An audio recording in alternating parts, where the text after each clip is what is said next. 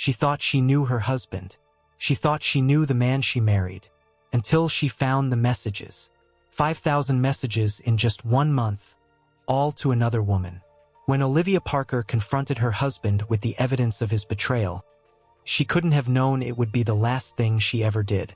Within minutes, his hands were around her throat. Welcome to Silent Crime Witness. If you're new here, hit that subscribe button now. Drop a like on this video and comment where you're watching from. Your support helps us continue bringing these important stories to light. Today, we dive into the dark world where digital deception turns deadly. June 2009, a church in Riverdale. The sun streamed through stained glass windows as Olivia Parker walked down the aisle toward Nathan Parker. Her white dress gleamed in the light, her face radiant with hope and love.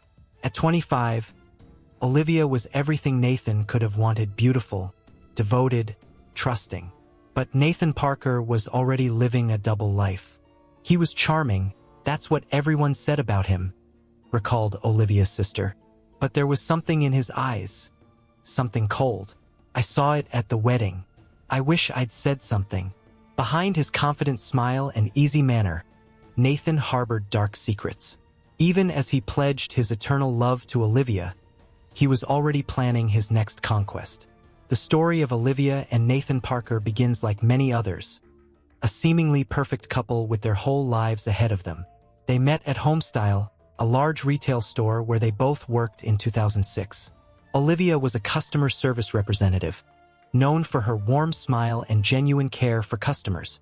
Nathan worked in the electronics department, where his knowledge of gadgets and easy charm made him popular with both colleagues and customers. Everyone liked Nathan, remembered former coworker Tyler Jenkins. He was the guy who remembered your birthday, who offered to cover your shift if you needed time off. He seemed like a genuinely good person. Olivia, raised in a close-knit family with traditional values, was initially hesitant when Nathan asked her out. She was cautious about dating coworkers. Her mother would later tell investigators. But Nathan was persistent. He'd leave little notes in her locker, bring her coffee in the morning. Small gestures that wore down her resistance. Their first date was dinner at an Italian restaurant, followed by a walk along the Riverdale waterfront. Olivia called her sister that night, excited about the charming man she'd just spent the evening with. "He listens when I talk," she gushed. "Do you know how rare that is?" What Olivia couldn't know, was that Nathan's attentiveness wasn't genuine interest. It was research. He was studying her, learning her likes and dislikes, her hopes and fears, her vulnerabilities. Information he would later use to control and manipulate her. Nathan Parker fits the profile of what we call a social chameleon, explained Dr. Rebecca Wilson, forensic psychologist. These individuals are exceptionally skilled at reading others and adapting their own personality to become whatever their target desires. They're emotional predators. The courtship moved quickly. Within 3 months, Nathan had told Olivia he loved her. By 6 months, they were discussing marriage. Friends noticed how Olivia seemed to blossom under Nathan's attention, becoming more confident, more outgoing. Looking back, there were red flags, admitted Olivia's best friend, Jessica Martinez.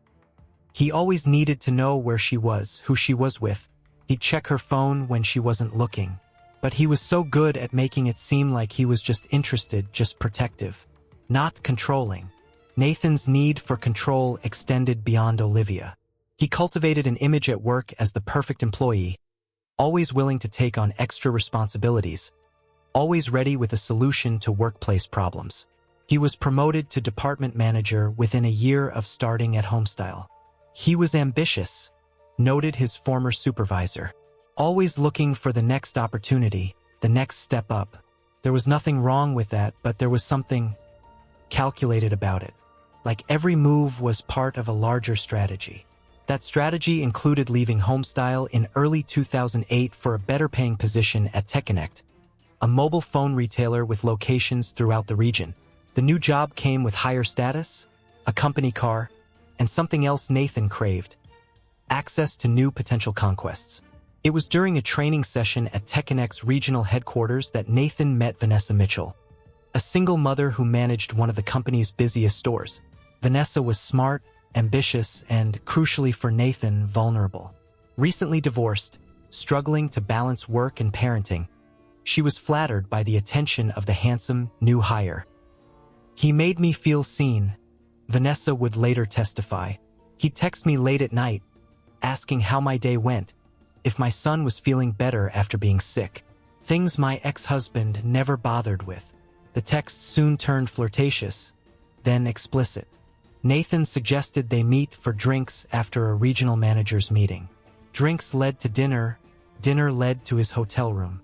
Within weeks, they were having regular encounters in hotels, in his car, occasionally at her apartment when her son was at school. All while Nathan was engaged to Olivia.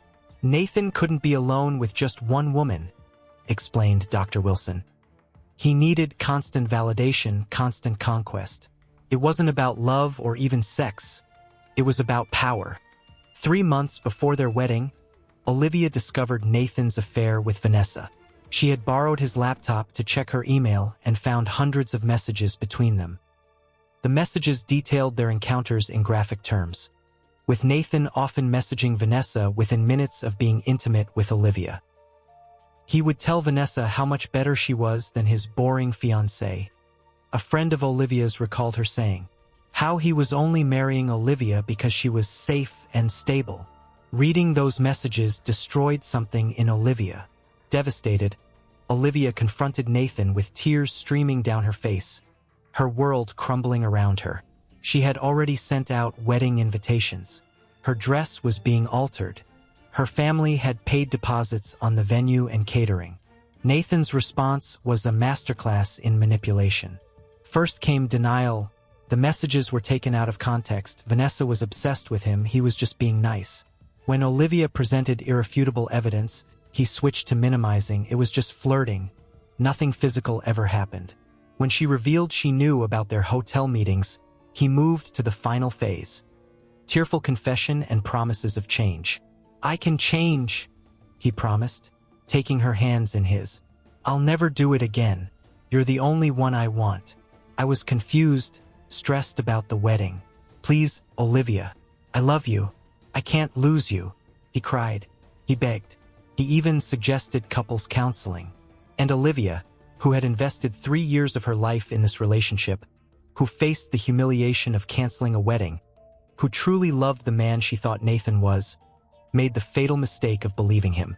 It's a classic cycle in abusive relationships, noted domestic violence counselor Maria Sanchez. The abuser does something harmful, then shows extreme remorse, promises change, and enters a honeymoon period of perfect behavior. This reinforces the victim's hope that the relationship can be saved, that the abuser's true self is the loving person they see during this phase. Nathan's honeymoon period lasted exactly as long as it needed to, until after the wedding. He cut contact with Vanessa, became attentive and loving toward Olivia, and played the role of repentant fiancé to perfection. The wedding proceeded as planned on June 20th, 2009, at Riverdale Community Church, followed by a reception at the Riverdale Country Club. Wedding photos show a beaming Olivia in a strapless white gown, looking adoringly at her new husband. Nathan, tall and handsome in a black tuxedo, gazes back with what appears to be equal adoration. It's the perfect image of newlywed bliss. It was all a lie. Within weeks of their wedding, while Olivia was still writing thank you cards for their wedding gifts, Nathan had already found his next target. Sophia Reynolds worked at TechConnect's corporate office. She handled marketing for the region and frequently interacted with store managers like Nathan. She was engaged but unhappy, vulnerable. Nathan sensed this weakness like a shark senses blood in water. "I was planning my wedding but having doubts about my fiancé," Sophia would later tell investigators. "Nathan noticed I seemed stressed during a marketing meeting and suggested we grab coffee afterward. He was so easy to talk to, so understanding. He shared that he'd had doubts before his own wedding but was now happier than ever. The irony of that still makes me sick." Nathan began with casual conversation, then friendly messages, then late-night texts that grew increasingly intimate. "You up?" he would text at 2 a.m., while Olivia slept beside him. Can't stop thinking about you. He would write while having dinner with Olivia and her parents. Wish I was with you right now. He would send while watching TV with his wife. The digital age had created the perfect hunting ground for men like Nathan. He could maintain multiple relationships simultaneously, crafting different personas for different women, all while presenting the image of a devoted husband to the outside world. What's terrifying about this case, noted Detective Marcus Thompson, who led the investigation, is how easily he compartmentalized his life. He could text his mistress while sitting next to his wife on the couch. He could plan a rendezvous while having Sunday dinner with her family. The digital world made this possible in a way that wasn't feasible before. By November 2009, just 5 months after their wedding, Nathan and Sophia's affair had intensified. They met in hotel rooms, his car, even empty conference rooms at work. All the while, Olivia grew increasingly suspicious. She changed, said Jessica Martinez. She became anxious, always checking her phone, losing weight. She knew something was wrong but couldn't prove it. Olivia's suspicions weren't unfounded. Despite Nathan's promises after the Vanessa incident, his behavior followed familiar patterns. He worked late more frequently. His phone was always face down or locked. He became defensive when Olivia asked about his day or his colleagues.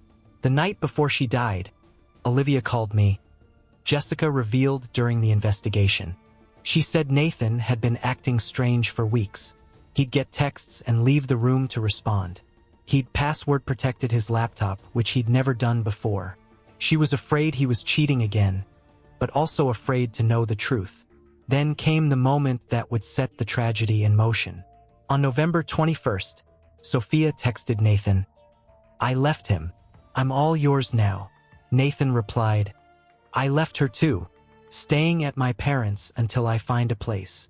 It was a lie. Nathan had no intention of leaving Olivia. He wanted both women, the stability of marriage and the thrill of an affair. But Sophia's decision had backed him into a corner. That same day, Olivia noticed Nathan acting strangely protective of his phone, staying up late to work, taking calls in another room, her suspicions mounting. She did something she'd promised herself she wouldn't do again. She checked his messages while he showered. What she found shattered her world. Thousands of messages between Nathan and Sophia.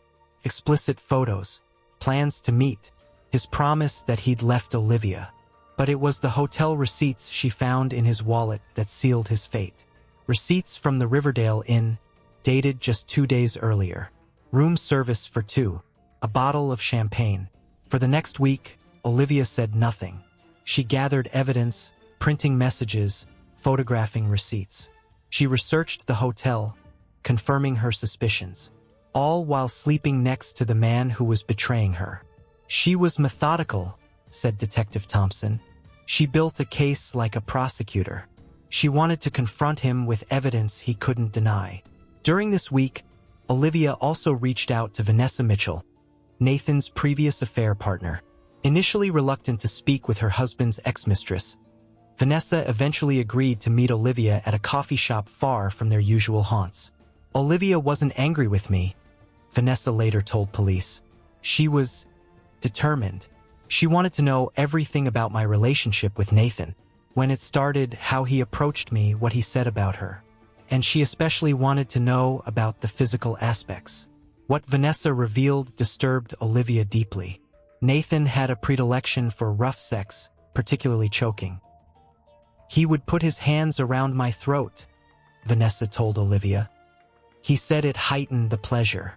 It scared me sometimes, how much he seemed to enjoy having that power. Olivia confided in Vanessa that Nathan had never been rough with her in that way. That's when I realized he had different personas for different women, Vanessa explained. With Olivia, he was the gentle, loving husband. With me, he could express darker urges. Armed with this new information and her collected evidence, Olivia made 2 crucial decisions in the days before her death. First, she consulted a divorce attorney, discreetly gathering information about her options.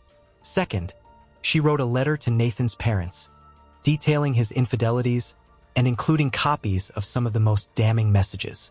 "I haven't decided whether to send this," She wrote in her diary on November 28th, the day before her death. But it feels good to have it ready, to know that I can expose him if I need to. On the morning of November 29th, Olivia finally confronted Nathan. She laid out the evidence on their kitchen table, the messages, the receipts, the photos. "How could you?" she asked, her voice surprisingly calm according to the neighbor who overheard the beginning of their argument. "After everything, after your promises, how could you do this again?" Nathan tried his usual tactics: denial, then minimizing, then blaming Olivia for being distant. But the evidence was undeniable. "I'm calling your parents," Olivia said finally, according to what she had told Jessica she planned to say. "And then I'm calling mine. Everyone is going to know what you really are." Something snapped in Nathan Parker at that moment. The carefully constructed image he had built, successful salesman, loving husband, desirable lover, was about to crumble, and he couldn't allow that. Something changed in his eyes. Olivia's sister would later say, recounting what investigators told the family. "They went cold, like a shark's." Nathan lunged across the kitchen, his hands finding Olivia's throat with practiced ease. She fought back, clawing at his face, kicking at his legs. But Nathan was stronger. He squeezed harder, watching as the light faded from her eyes. It took less than 5 minutes for Olivia Parker to die at the hands of her husband. The medical examiner would later testify that the bruising pattern on Olivia's neck was consistent with sustained pressure applied for at least 3 minutes. "This wasn't a momentary loss of control," he explained to the jury. "The perpetrator had to maintain significant force for an extended period. She would have lost consciousness after approximately 30 seconds, but death wouldn't occur for several minutes after that. The perpetrator had ample time to stop before death occurred." But Nathan Parker wasn't finished. In perhaps the most chilling aspect of this case, he didn't call the police or flee in panic. Instead, he wrapped Olivia's body in their bedding, hid her in their spare room, and then texted Sophia, "Still on for tonight?" For 4 days, Nathan lived with his wife's corpse in their apartment. He went to work. He met Sophia for dinner and sex. He texted Olivia's phone, pretending she was still alive, telling her friends and family she had left him after an argument. "The level of psychopathy required to have sex with your mistress while your dead wife is in the next room is almost incomprehensible," said Dr. Wilson. "It speaks to a complete absence of empathy or remorse." Nathan's cover story was that Olivia had discovered his affair with Sophia and left him. He showed colleagues and friends the text messages he claimed were from Olivia, messages he had actually sent himself from her phone. "I need time to think. Don't try to contact me. I'm staying with a friend. I'll let you know when I'm ready to talk. Please respect my space right now." He even sent messages to Olivia's mother. "Mom, I'm okay. Just need some time away from Nathan. We'll call soon." But Nathan made crucial mistakes in his impersonation of Olivia. He didn't use the emoji hearts she typically included when texting her mother. He didn't ask about her father's recent doctor's appointment, something the real Olivia would never have forgotten. And most damningly, he didn't respond when her sister texted about their grandmother's fall, a family emergency the real Olivia would have immediately reacted to. "That's when I knew something was terribly wrong," Olivia's sister told investigators. "Olivia and our grandmother were extremely close. Even if she was upset about her marriage, she would never ignore news that Grandma was in the hospital." Nathan might have gotten away with it if not for Olivia's sister, who knew something was wrong when Olivia stopped responding to messages about their grandmother. When police conducted a welfare check and detected a strange smell from the spare room, Nathan's carefully constructed world finally collapsed. Officers initially spoke with Nathan at the apartment door. He was calm, cooperative, explaining that his wife had left him a few days earlier after discovering his infidelity. He showed them the text messages, expressed concern about her emotional state, and even suggested places she might have gone. "He was very convincing," recalled Officer James Rodriguez, one of the first responders. "If not for the sister's insistence and the smell we noticed, we might have left without searching the apartment." But Olivia's sister was adamant, and the officers noticed a distinct odor coming from within the apartment. When they asked to look around, Nathan's demeanor changed. He became nervous, suggesting they come back with a warrant, that he had to get to work. This sudden shift in behavior raised the officers' suspicions. They insisted on entering, citing concern for Olivia's welfare. Inside, they followed the smell to the spare bedroom, where they found Olivia's body wrapped in bedding and plastic garbage bags. Nathan was immediately arrested. At the police station, confronted with the evidence of his crime, he attempted one final deception, claiming Olivia's death was an accident during consensual rough sex. "She liked it when I choked her," he told detectives in his recorded statement. "We'd done it many times before. This time, I guess I pressed too hard. When I realized she wasn't breathing, I panicked. I didn't know what to do." But the digital trail that had enabled his deception now became the evidence that would condemn him. Every message, every photo, every hotel booking created an electronic record of his betrayal and motive. Forensic analysis of both Nathan's and Olivia's phones revealed the timeline of deception. The thousands of messages between Nathan and Sophia. The fake texts sent from Olivia's phone after her death. The searches on Nathan's phone in the hours after the murder. How long does decomposition take? Cleaning blood from carpet. Can police track deleted messages? Perhaps most chilling was the evidence from Nathan's phone in the hours immediately after Olivia's death. While her body lay cooling in their spare room, he was online shopping for cleaning supplies, researching how long decomposition takes, and texting Sophia about their plans for the weekend. "Can't wait to see you tonight," he wrote to Sophia at 2:17 p.m., approximately 3 hours after killing Olivia. "Been thinking about you all day." The prosecution also presented evidence from Vanessa, Nathan's previous mistress, who testified about his predilection for rough sex and choking during intimacy. "He would put his hands around my throat," she told the court. "He said it heightened the pleasure. It scared me sometimes, how much he seemed to enjoy having that power." This testimony was crucial in countering Nathan's defense that Olivia's death was an accident during consensual rough sex. The pattern of behavior, the previous incidents with Vanessa, the premeditation evident in his digital communications, all painted a picture not of a tragic accident but of a calculated murder. Sophia's testimony was equally damaging to Nathan's defense. Visibly shaken on the witness stand, she described how Nathan had continued their relationship in the days after Olivia's death, showing no signs of grief or distress. "He took me to dinner at Riverside Grill the night after he killed her," Sophia testified, her voice breaking. "He was laughing, joking, talking about our future together. He even came back to my apartment that night, all while she was dead in his apartment." The jury also heard from Nathan's co-workers, who described his behavior in the days following Olivia's death as completely normal. He attended meetings, made sales calls, even participated in the office fantasy football league as if nothing had happened. "Looking back, it's chilling," said his supervisor.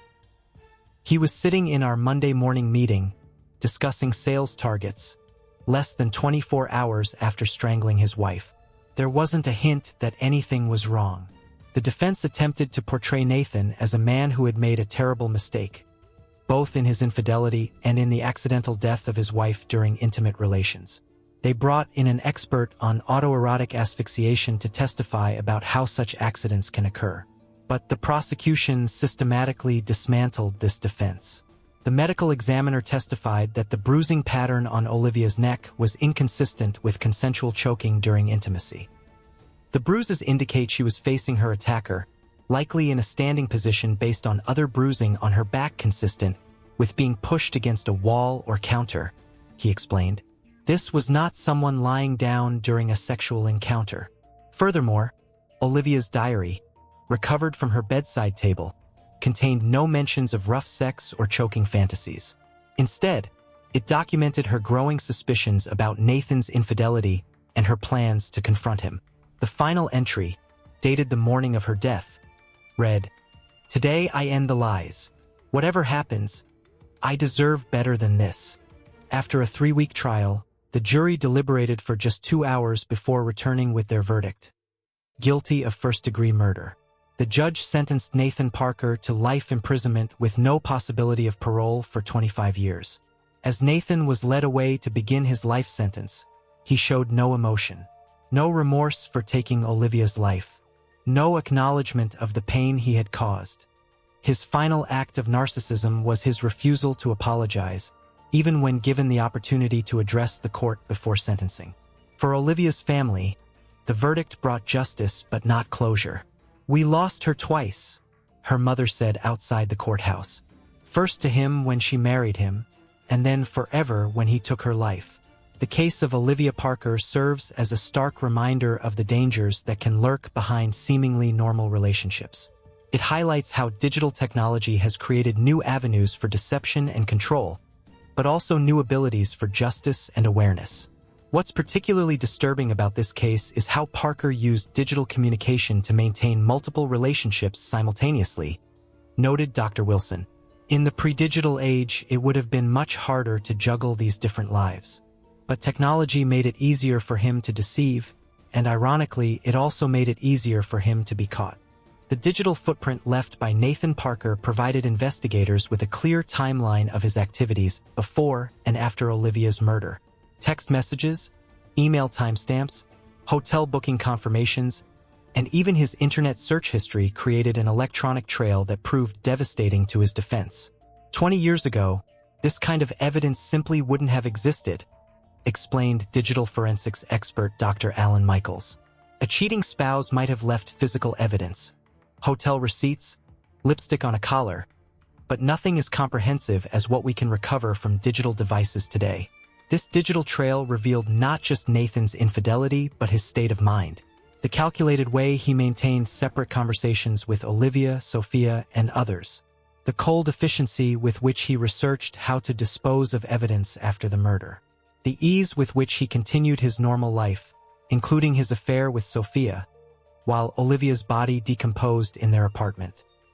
The digital evidence in this case gave us a window into Parker's psychology that would have been impossible to obtain otherwise, noted prosecutor Jennifer Lawrence. It showed the jury not just what he did, but who he was, a man capable of extraordinary compartmentalization and devoid of normal human empathy. For domestic violence experts, the Parker case has become a textbook example of how digital technology has transformed both the nature of intimate partner abuse and the investigation of domestic homicides. Abusers have always isolated their victims, monitored their activities, and controlled their communications, explained Maria Sanchez. But smartphones and social media have given them new abilities to do this more effectively and more covertly. At the same time, these technologies create digital evidence that can help identify patterns of control and abuse before they escalate to violence. In the years since Olivia's murder, her family has established a foundation in her name, dedicated to educating young people about the warning signs of digital abuse and control in relationships. The foundation works with schools and colleges to help students recognize red flags like excessive texting, demands for password access, monitoring of social media accounts, and isolation from friends and family. If Olivia had recognized these patterns earlier, she might still be alive today. Her sister told a group of high school students during a recent presentation. Nathan didn't become abusive overnight. There were warning signs from the beginning, but they were subtle, easy to dismiss or rationalize. The foundation also advocates for better training for law enforcement in recognizing and investigating digital aspects of domestic abuse. When officers respond to a domestic disturbance, they should be asking about digital behavior as well as physical violence, explained Detective Thompson, who now works with the foundation. Is the partner monitoring their texts? Do they have access to all their accounts? Are they isolated from online support networks? These questions can reveal abuse that might otherwise remain hidden. For Sophia Reynolds, the revelation of Nathan's true nature and her unwitting role in Olivia's story has been devastating. After testifying at the trial, she sought therapy to process her guilt and trauma. "I didn't kill Olivia, but I was part of what led to her death," she said in a recent interview. "I have to live with that knowledge every day. The only way I can make any sense of it is to share my experience, to help other women recognize men like Nathan before it's too late." Sophia now volunteers with the Olivia Parker Foundation, sharing her perspective as someone who was manipulated by a skilled predator. "Nathan told me his marriage was loveless, that Olivia was cold and uninterested in intimacy. She explained, "I believed him because I wanted to believe him. I never once considered reaching out to Olivia, woman to woman, to verify his claims. That's my biggest regret." Vanessa Mitchell has also spoken publicly about her experience with Nathan, particularly his interest in choking during intimacy. "At the time, I saw it as just a kink, something between consenting adults," she said. "Now I understand it was a red flag, a warning sign of his desire for control and his capacity for violence." Experts note that non-fatal strangulation is one of the strongest predictors of future homicide in domestic violence cases. When someone puts their hands around their partner's throat, they are demonstrating their power to take that person's life, explained Dr. Wilson. "It's an extremely dangerous form of abuse that should be taken very seriously by both victims and law enforcement." For Nathan Parker, prison has provided little opportunity for the manipulation and control that defined his life on the outside. According to corrections officers, he has struggled to adjust to the structured environment and lack of female attention. "He tried his usual charm offensive when he first arrived," said one officer who requested anonymity. "But that doesn't work here. When he realized he couldn't manipulate the system, he became withdrawn, even depressed." Nathan has maintained his innocence despite the overwhelming evidence against him. He has filed multiple appeals, all of which have been denied. His parents, who initially supported him, have gradually distanced themselves as the full extent of his deception and cruelty has become clear. The hardest part for them was realizing that the son they thought they knew never really existed, said their former pastor. Nathan had created a persona for them just as he had for everyone else in his life. Learning that it was all a performance, that the real Nathan was capable of such calculated violence, it destroyed them. As for Olivia Parker, her legacy lives on not just in the foundation that bears her name, but in the lives that have been saved through her story. Domestic violence shelters across the country report that women often cite her case when seeking help, particularly when their partners exhibit controlling behavior through digital means. "We've had women come forward and say they left abusive relationships after hearing about Olivia," said her mother in a recent interview. "They recognized the same patterns, the secrecy, the controlling behavior, the rage when confronted. Olivia's story gave them the courage to leave before it was too late." In the quiet cemetery where Olivia Parker now rests, visitors often leave flowers and notes. Many are from women who read about her case and recognized similar patterns in their own relationships. Her tragic death has become a warning to others about the dangers that can lurk behind a seemingly perfect digital facade. "Olivia couldn't save herself," said Detective Thompson, "but her story has saved others. And in that way, she lives on." If you or someone you know is experiencing domestic violence, please reach out for help. Remember that controlling behavior and threats can escalate to violence, and no one deserves to live in fear. If you found this story impactful, please consider supporting this channel by subscribing. Your subscription helps ensure these important stories continue to be told. Like this video if you want others to see it, and share your thoughts in the comments below. I'll be back tomorrow with another case that deserves to be examined in full. Until then, stay vigilant, stay safe, and remember, in our digital world, the most dangerous predators may be hiding in plain sight.